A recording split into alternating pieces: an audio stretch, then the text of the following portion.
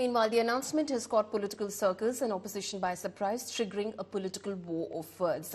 Vehemently opposing the proposal, Team India deemed it as unconstitutional and against the basic principles of democracy. Listen in.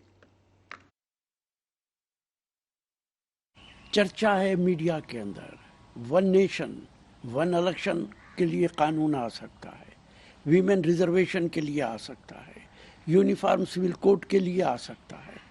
क्या देश के अंदर तानाशाही है?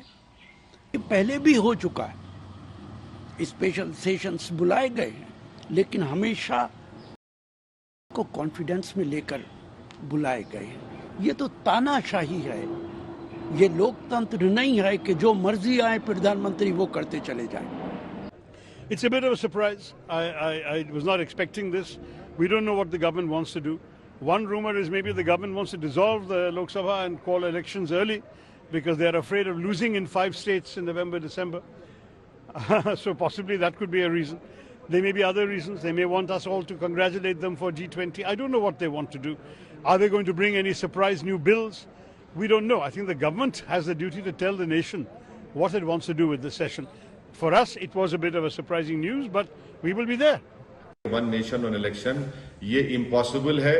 अगर ऐसा बिल आता है तो ये अनकॉन्स्टिट्यूशनल होगा। संविधान में फेडरलिज्म बेसिक स्ट्रक्चर का हिस्सा है। बीजेपी के पास राज्यसभा मेजॉरिटी नहीं है, असेंबली इसको पास नहीं करेंगे और कोई भी अपोजिशन रूल सेट इसको एक्सेप्ट नहीं करेगा। इसके अलावा 2 चीजों पे भी जो है बात आ रही है सामने, यूनिफॉर्म सिविल कोड और वो भी नहीं होगा।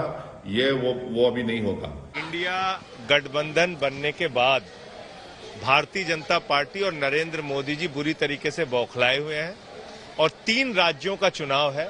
वो तीनों राज्यों के चुनाव बुरी तरीके से बीजेपी हारने जा रही है, जिसके कारण ये वन नेशन वन इलेक्शन की बात उन्होंने शुरू की है, चलाई जा रही है ये बात।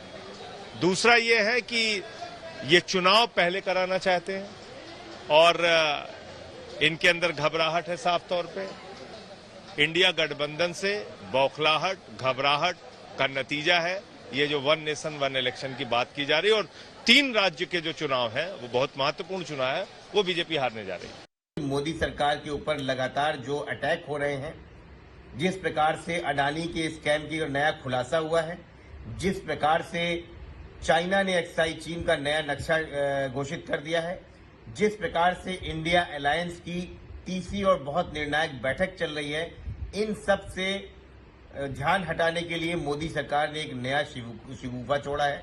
इसके अलावा और कुछ नहीं है।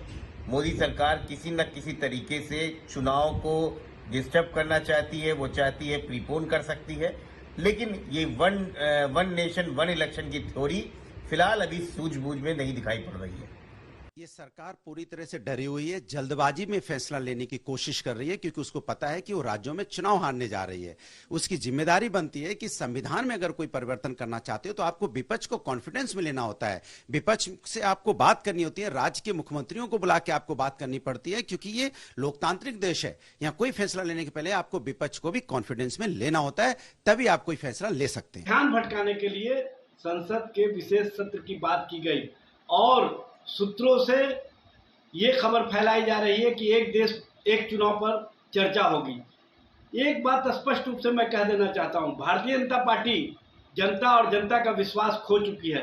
चाहे वो जितना भी प्रयोग कर ले, अब देश की जनता भारतीय जनता पार्टी की राजनीति पर विश्वास करने वाली नहीं है। विशेष सत्र में भाजपा सरकार एक राष्ट्र एक चुनाव पर बिल लाने के लिए है, मगर ये ऐसे विषय हैं जिसको कि पॉलिटिकल गिमिक के रूप में न करके एक बैठ के विचार करके सारे स्टेक होल्डर से बातें करके कैसे इसकी बारीकियां होंगी, इसकी पेचीदगियां होंगी, वो करके लाने के बजाय अगर ये बुलडोज करती है तो इसे चुनावी गिमिक माना जाएगा।